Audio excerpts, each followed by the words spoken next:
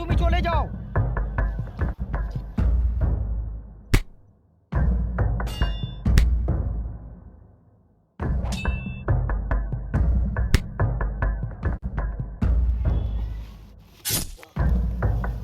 এবার তোর পালা নয়ন, তোর সাথে হবে আমার ফাইট। চল হয়ে যাও।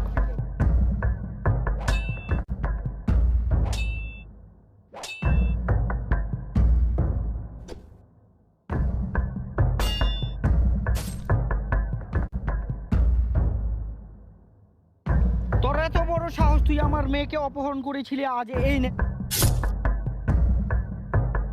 আল্লাহু আকবার, আল্লাহু আকবার।